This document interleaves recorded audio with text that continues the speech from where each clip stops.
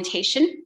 And please utilize it as much as you can, because it's really why we have been able to drop our antibiotic utilization. Thank you. Great. Thank you, Nelda, for that terrific story, real life use of these resources that I'm going to go through. I'm going to start sharing my screen now. There we go. Hopefully you all can see that. I'm going to be talking for about 10 or 15 minutes to orient all of you to this neonatal antibiotic stewardship toolkit that we have developed. And as Melda said, the resources that are in this toolkit are resources that steering committee hospitals used in their own centers that helped them to create very successful antibiotic stewardship projects and reduce the inappropriate use of antibiotics. So we hope that this will be very user-friendly and that you all will be able to implement these tools at your own hospitals. So in terms of finding the toolkit, the first thing that you do is go to the CPCQC website, which is easy to find if you just type in CPCQC in your browser. And on the homepage of the CPCQC webpage, you'll see toolkits and resources. And if you hover over that, you can click on antibiotic stewardship for neonatal early onset sepsis. And that will take you to the homepage. So what I'm going to do is kind of scroll through this toolkit. I'm going to open some of the links, but not all of them. And if there are questions at the end of all of the webinar presentations, I'm happy to go into some things in more detail. So basically, the homepage provides you background information kind of similar to what Dr. Laird went through in her presentation about the why of antibiotic stewardship. This is information that could be used if you were starting a project and needed buy-in from either hospital leadership or from your staff in terms of providing background support for why this is something really important to work on. As you scroll through, you see that there are some links to things like references, and I'll show you, if you click on the links, it will actually, in many cases, link you directly to evidence, to papers. These all open in separate pages so that they can be just closed and you go back to the toolkit rather than having to back out. So scrolling down this background page, we have links to information from the CDC. We have a link to that 2018 AAP clinical report, and then just a little bit of information about CASC overall. So we emphasize here that, as has already been said, this toolkit is specifically intended to be used for infants in the first week of life who are 35 weeks gestation and beyond, and not for preterm infants. Right now, we don't have a link on this toolkit to the clinical report that from the AAP that focused on preterm infants, but that is something that we hope to add just for hospitals that are working on that population. There also is, in several places in the toolkit, but here on the homepage is one of these places, an email address, and any of you can send questions to this email address, and any of the steering committee members will be happy to answer questions. This one email address will link you to all of us.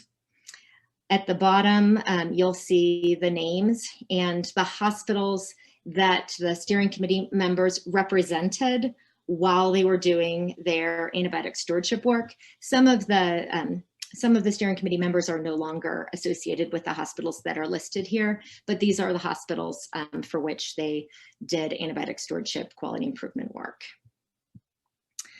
So now I'm going to actually start walking through the different elements of the toolkit. And over here on the right in this gray box, we call this our navigation pane. You'll see the different sections of the antibiotic stewardship toolkit. The toolkit is intended to be used either for hospitals that just want to implement one or two interventions, or for hospitals that are actually creating a neonatal antibiotic stewardship quality improvement team and are trying to do a more take a more comprehensive look at their antibiotic use. As I click through the different sections, you'll see that they're all organized in kind of a similar way, and I'll describe what that is. You'll also see that there is some redundancy between sections because we didn't want for hospitals to have to click into multiple sections of the toolkit in order to find the resources that they needed to work on whatever specific element of the toolkit they were working on. So I'm going to spend the most time on the sepsis risk calculator toolkit element because it sort of mirrors the other sections, and I'll walk you through those resources. So you click on each element of the navigation pane and it'll take you to a new page. So this is the implementing the sepsis risk calculator page, and all of the different sections have a background and resources section at the top. So this is background information about the sepsis risk calculator. We've got the AAP clinical report. We also have a direct link to the sepsis risk calculator, which is handy. And I think it's already been said that this is also known as the Kaiser neonatal sepsis calculator and the early onset sepsis calculator. Those all indicate the same tool.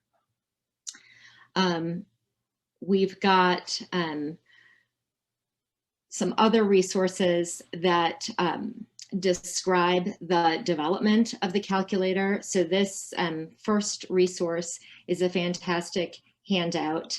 It's a PDF from a pediatrics medical group conference, and Dr. Puopolo, who helped to develop the sepsis risk calculator, gave a really nice talk on how it was developed, which could be helpful if your team is trying to decide whether or not you want to implement the calculator. There's also a webinar that was developed by the Perinatal Quality Collaborative of North Carolina. And you can click on this link and view a recording of their, they sort of do a Kaiser calculator demonstration.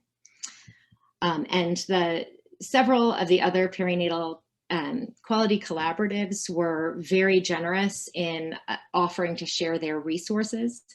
And so there are a couple places on the toolkit where you can actually link to other neonatal antibiotic stewardship collaboratives websites, and they have said that people are free to use their resources as well. The next section in this part of the toolkit, which is also you'll find in the other parts of the toolkit, is implementation guidance from steering committee members. What we tried to do is ask some of our steering committee members to provide guidance about what worked at their site. We have, first off, a handout that was provided by Melda Music and Carrie Montgomery that compiled some information at their center for some of the things that helped with their success, specifically at implementing the sepsis risk calculator. We also have some quotes that sort of describe people's experience here.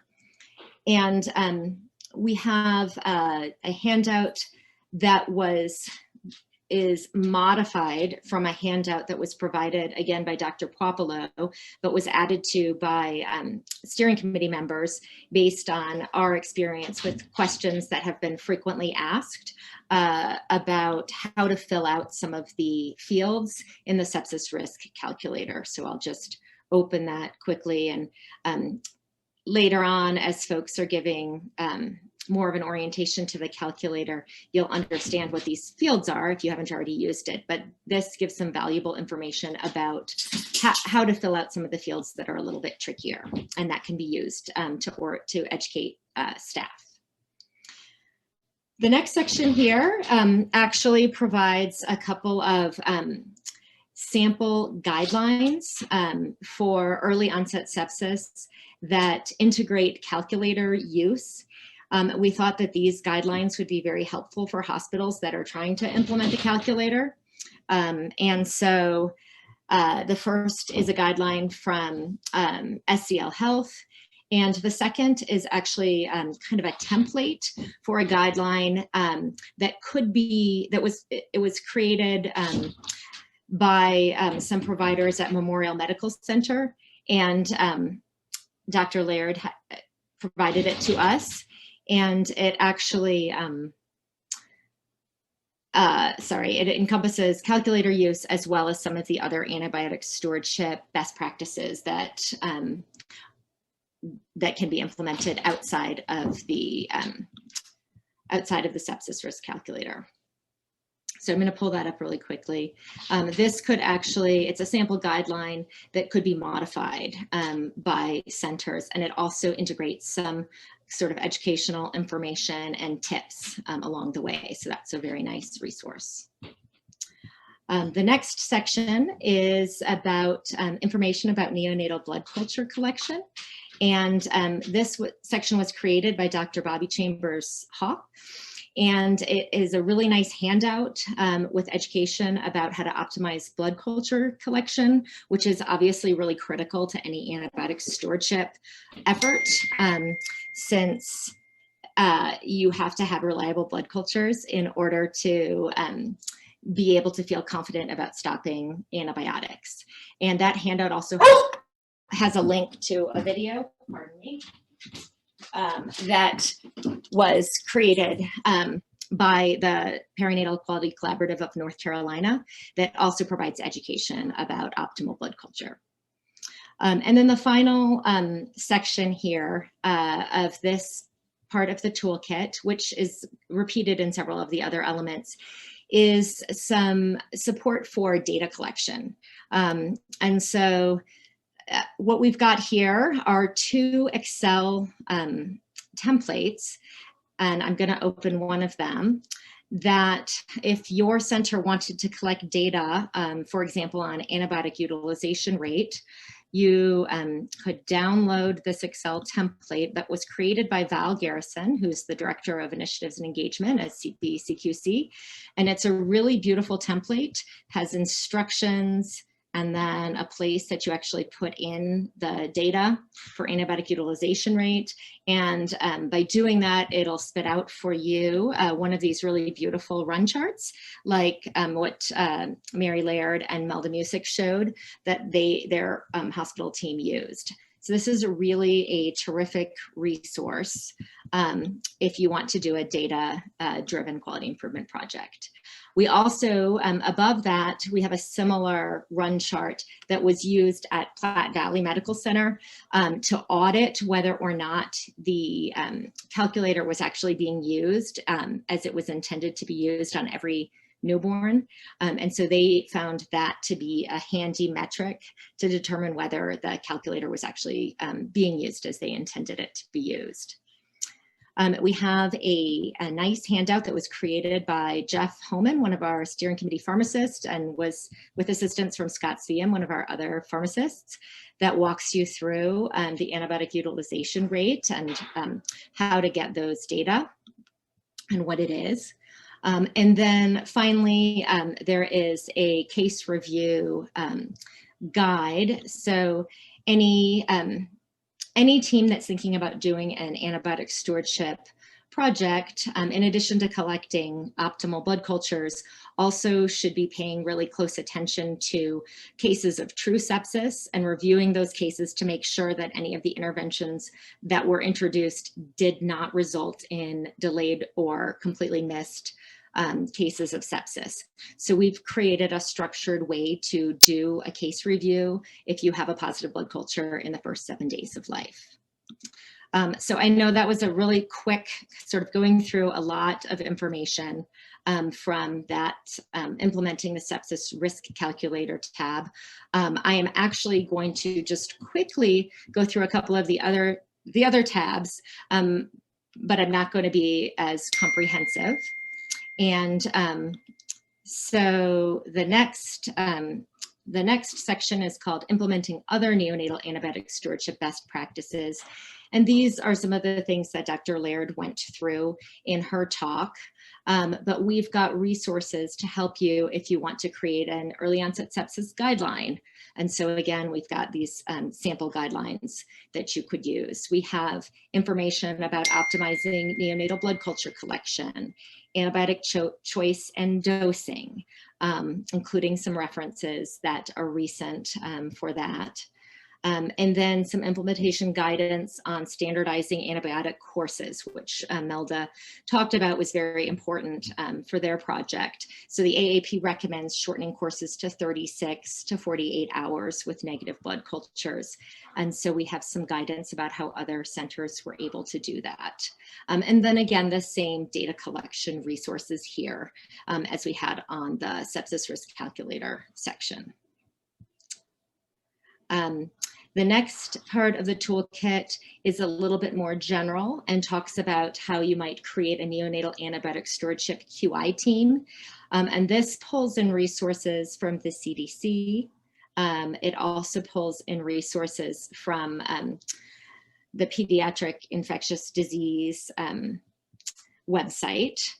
And we have, in terms of implementation guidance, some of the tools that were used by our CASC hospitals when they were working on the Vaughan Collaborative, including templates for creating a project charter, which is sort of like a roadmap that your team would use to say who was going to be on the team, exactly what you were going to try to do, and what interventions and what measures you were going to collect. We also have a charter that has sample answers on it for clarification. We have, again, a link to the key driver diagram that Mary Laird showed in her talk. And we also have, as I mentioned, some links to some of the perinatal quality collaboratives from other states that have agreed to share their resources with us. And then we have the same data collection section, except for on this tab, it's quite a bit more expanded. So for teams that are really focusing on data collection, this has more resources. Okay, so the next two sections I want to highlight just quickly. We created a tab for teams that are interested, if there are pediatricians on the team that are interested in receiving maintenance of certification Part 4 credit through the American Board of Pediatrics. This project has been approved. And so if physicians are on teams that are working on projects, they don't need to pay anything. All they need to do is follow the steps that are outlined below and actually submit certain information to CASC through this email address. And we will fill out an attestation and the credit will be awarded. There is a similar process for family physicians. They can receive performance improvement credit for their American Board of Family Practice, but in this case, it has not been pre-approved. So you would just submit directly to the American Board of Family Practice. And finally, even though this is the last tab I'm gonna show you, it is a really important one, which is we've pulled together a lot of resources about how to engage and educate families who are such important partners in working on any quality improvement initiative. And so we've pulled together a bunch of different resources, handouts, and videos that can be shared with families. So that is really the toolkit overview. And I think the next section is going to be Tracy Heberlin, who is going to be talking about the sepsis risk calculator in more detail.